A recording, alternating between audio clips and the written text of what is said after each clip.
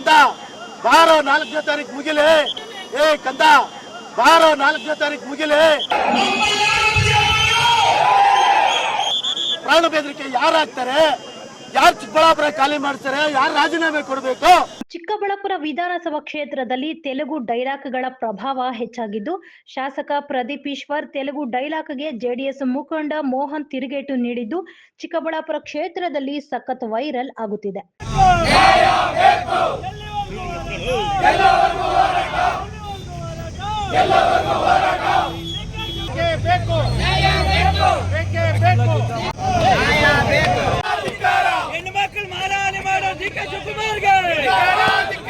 ಹೌದು, ಚಿಕ್ಕಬಳ್ಳಾಪುರ ಶಾಸಕ ಪ್ರದೀಪ್ ಈಶ್ವರ್ ಮಮ್ಮಲ್ನಿ ಎವಡ್ರ ಅಪೇದಿ ಬುಜ್ಜಿ ಎಂದು ಕ್ಷೇತ್ರದಲ್ಲಿ ಡೈಲಾಗ್ ಹೊಡೆದು ಎಲ್ಲರ ಗಮನ ಸೆಳೆದಿದ್ದಾರೆ.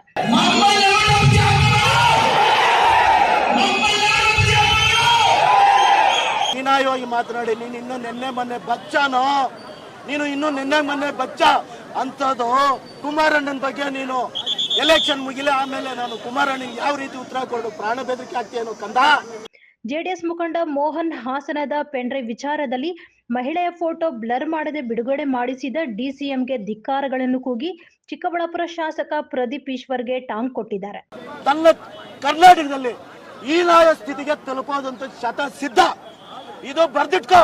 ನಿನ್ನ ಕಾಂಗ್ರೆಸ್ ನಾಯಕರು ಯಾವನೇ ಇರ್ಬೋದು, ಇಲ್ಲಿನ ಶಾಸಕರು ಯಾರೋ ಒಬ್ರು ಹೇಳಿದ್ರು ನನ್ನ ಬಾಯಿ ಕಟ್ಟಾಕ್ಬಿಟ್ಟಿದ್ದಾರೆ, ನನ್ನನ್ನು ತಗ್ಸೋರು ಯಾರು ಇಲ್ಲ ಬಿಡ. ತಗ್ಸೋದಕ್ಕೆ ನಾವಿದ್ದೀವಿ. ಜೆಡಿಎಸ್ ನ ಕುಮಾರಣ್ಣನ ಕಟ್ಟಾಳುಗಳು ನಾವೇನಾದ್ರೂ ಸಿಡಿದಿದ್ದಾರೆ. ಮೊನ್ನೆ ಏನಂದ್ರೆ ಕುಮಾರಣ್ಣನ ಬಗ್ಗೆ ಹೀನಾಯವಾಗಿ ಮಾತನಾಡಿ ನೀನು ಇನ್ನೂ ನೆನ್ನೆ ಮೊನ್ನೆ ಬಚ್ಚಾನೋ, ನೀನು ಇನ್ನೂ ನೆನ್ನೆ ಮೊನ್ನೆ ಬಚ್ಚ ಅಂತದ್ದು ಕುಮಾರಣ್ಣನ ಬಗ್ಗೆ ನೀನು ಎಲೆಕ್ಷನ್ ಮುಗಿಲೆ ಆಮೇಲೆ ನಾನು ಕುಮಾರಣ್ಣನಿಗೆ ಯಾವ ರೀತಿ ಉತ್ತರ ಕೊಡು? ಪ್ರಾಣ ಬೆದರಿಕೆ ಆಗ್ತೀಯೇನೋ ಕಂದ. ಕಂದ ಬಾರೋ 4ನೇ ತಾರೀಕು ಮುಗಿಲೆ. ಪ್ರಾಣ ಬೆದರಿಕೆ ಯಾರಾಗ್ತಾರೆ? ಯಾರು ಚಿಕ್ಕಬಳ್ಳಾಪುರ ಖಾಲಿ ಮಾಡ್ತಾರೆ? ಯಾರು ರಾಜೀನಾಮೆ ಕೊಡಬೇಕು? ನಾವು ಕಾರ್ಯಕರ್ತರು, ನಾವು ಜೆಡಿಎಸ್ ಕಾರ್ಯಕರ್ತರು ನಾವು ನಿರೂಪಿಸ್ತೀವಿ, ನಾವು ತೋರಿಸ್ತೀವಿ. ಜೈ ಜೆಡಿಎಸ್, ಜೈ ಕುಮಾರಣ್ಣ.